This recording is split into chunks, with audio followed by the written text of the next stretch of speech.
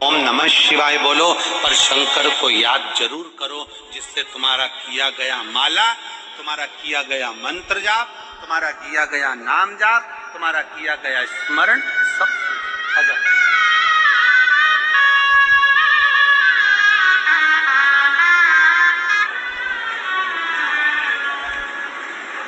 और खाली ना जाता कोई दर से तुम्हारे, खाली ना जाता कोई दर से तुम्हारे, मैं भी खड़ी हूँ बातें पसारे, अपने हृदय लगा लो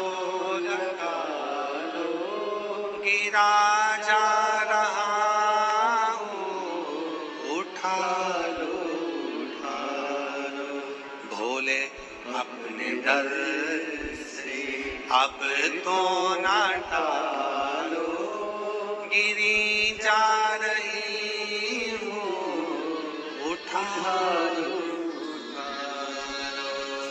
आप जिस आस और विश्वास के साथ शंकर भगवान की पूजन करते हो, अपने घर में शिवलिंग रखते हो, शिव आराधना करते हो, शिव महापुराण की कथा इस पंडाल में बैठकर श्रवण करते हो, जिस विश्वास से सुनते हो, बाबा उस विश्वास को रखता जाओ। अब बनो सिर्फ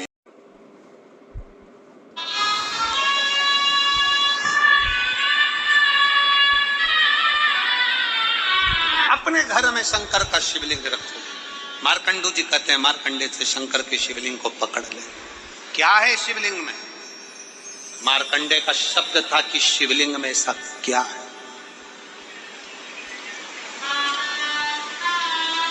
मार्कंडे जी का शब्द था कि शिवलिंग में है क्या, क्या है ऐसा शिवलिंग के अंदर? मार्कंडू जी कहते हैं, घर में चाहे छोटा सा शिवलिंग हो, चाहे तुम्हारे घर के पास में शंकर का शिवलिंग मंदिर हो, चाहे 12 ज्योतिर्लिंग हो, चाहे उपलिंग हो, चाहे भगवान शंकर का कोई शिवलिंग तुम्हारे घर में है, तो मार्कंडू जी मार्कंडे जी से कहते हैं वो शिवलिंग नहीं है, वो शंकर की ज्योति है। और ज्योत के पास जो चला जाता है वो शंकर उसको अपना बना लेता।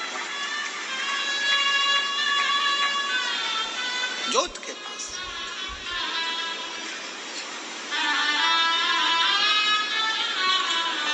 एक बात पूछें आप लोगों से, उत्तर दीजिएगा। तुम यहां थोड़ी दूर पे, तुम जहां बैठी हो, तुम्हारे थोड़ी दूर पे कहीं किसी ने हाथ तापने के लिए आग जलाई, तुम्हें हाथ नहीं तापना, तुम्हें उस अग्नि के पास नहीं जाना, और तुम उधर से पास में बैठी हो। ईमानदारी से बोलना, आगी की तपन तुम्हें लगेगी कि नहीं लगेगी? भले तुम हाथ नहीं ताप रही, भले तुम उस अग्नि के पास में नहीं जा रही, पर वो अग्नि के पास से भी अगर निकल कर चले गए तो अग्नि की तपन शरीर को लगेगी।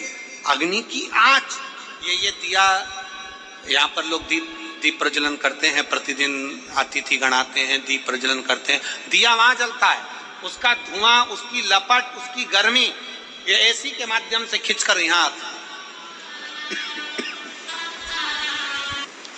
आप आंच के पास में मत जाओ, अग्नि के पास में मत जाओ, पर अग्नि के पास में से भी निकल कर चले गए तो अग्नि की तपन हमारे शरीर को लगती है।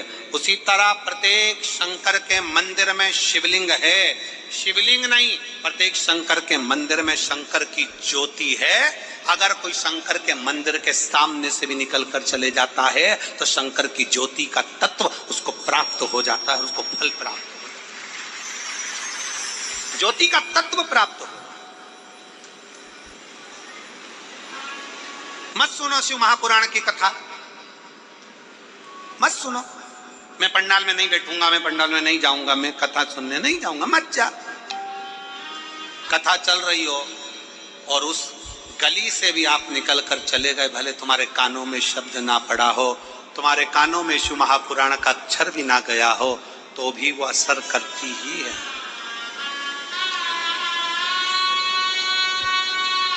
एक पत्र था, वो हमको ढूंढना पड़ेगा।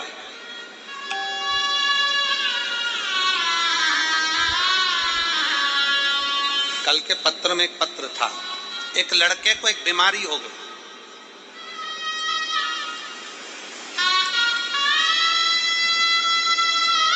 ऐसी बीमारी जिसका इलाज पूरे भारत में तो क्या पूरे देशों में नहीं, जिसमें धीरे धीरे शरीर का अंग काम करना बंद कर देता। पत्र था।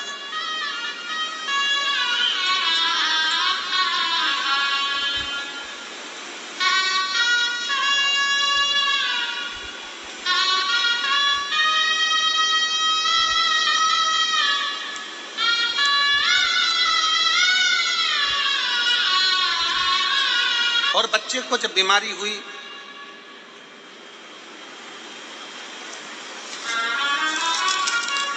उस बच्चे का शरीर धीरे धीरे काम करना बंद कर दिया। जब बच्चे का शरीर काम करना बंद करा,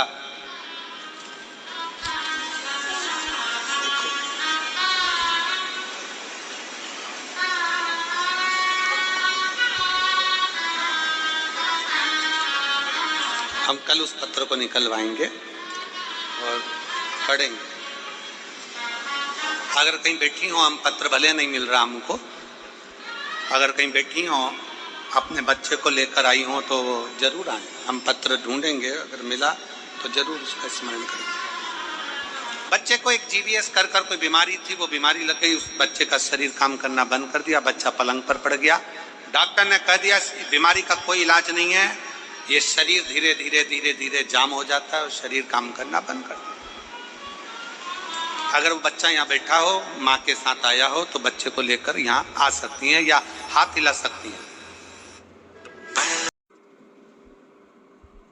पत्र हमको ढूंढने में समय लगेगा, इसलिए आप कहीं बैठी हो तो हाथ हिला सकते हैं। और बच्चा आया हो तो बेलपत्र लेने के लिए जरूर आए। बच्चे को हो गई वो बीमारी और शरीर ने काम करना बंद कर दिया, शरीर काम करना। डॉक्टर ने कह दिया इसका कोई इलाज नहीं है, घर ले। क्या करे? माँ अपने बच्चे को ऐसा तड़पता हुआ नहीं देख सकती। माँ अपने बच्चे को तड़पता हुआ नहीं देख सकती। उस पत्र में उस बहन ने लिखा कि मेरे नजदीक में शिव महापुराण, उसने स्थान भी लिखा, वहां कथा हुई, बेटे को ले गई। रोज कथा में शंकर के चरणों की मिट्टी भगवान शंकर के उस पंडाल में बैठकर वही कथा सुनती और उसी की रज अपने बेटे के शरीर पर लगाती, भगवान से प्रार्थना करती, तूने सबकी सुनी है तो मेरी झोली क्यों खाली करता है। वो माँ पत्र में लिखती है अब मेरे बेटा पलंग पर नहीं सोता, धीरे धीरे चलना उसने प्रारंभ कर दिया। बैठी हो तो अपने बेटे को ला सकते। बेटा चलने लगा।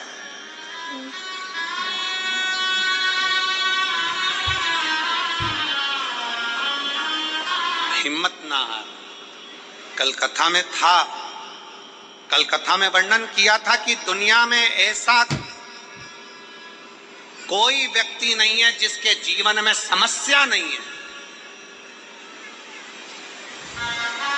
राम जी भी अगर संसार में पृथ्वी पर जन्मे हैं तो उनके जीवन में भी समस्या रही, और भगवान कृष्ण भी अगर इस पृथ्वी पर आए तो उनके जीवन में समस्या थी। संसार में जो जन्मा है ऐसा कोई नहीं जन्मा जिसके जीवन में समस्या नहीं, और ऐसी कोई समस्या नहीं जिसका हल शंकर के चरणों में नहीं, शिव महापुराण में नहीं। सबको समस्या, और सारी समस्या का हल एक लोटा जले। सब दुखी है संसार में जन्मे। भगवान राम वन मिला, वन में चलते चलते राम जी सीता जी पूछ रही हैं अपन वन में चल रहे हैं, आप रोज पार्थिव शिवलिंग का निर्माण करते हो, रोज पार्थिव शिवलिंग बनाते हो, प्रत्येक शिवलिंग का निर्माण करते हो, और आप तो छत्तीसगढ़ के रह निवासी हो। भारत सरकार ने राम पथगमन बनाया है, भारत सरकार ने राम पथगमन बनाया है। एक बार भारत सरकार के लिए जोरदार ताली बजाओ कि उन्होंने राम पथगमन बनाया। और भारत सरकार ने राम पथगमन बनाया है तो छत्तीसगढ़ होते हुए राम पथगमन गया है।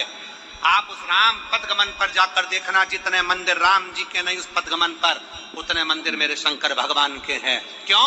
राम जी जहां रुकते थे वहां शिवलिंग का निर्माण करते थे, पूजन करते थे। माता सीता जी ने पूछा, प्रभु आप रोज पार्थिव बनाते हो, रोज पूजन करते हो, क्यों? शंकर जी कहते हैं ये शंकर ही हैं जो हमें बल देते हैं। संसार में जन्मे हो तो संसार में हर व्यक्ति के साथ समस्या है, और हर समस्या का हल शंकर की आराधना, एक लोटा जल और शिव महापुराण की कथा, प्रत्येक समस्या का हल।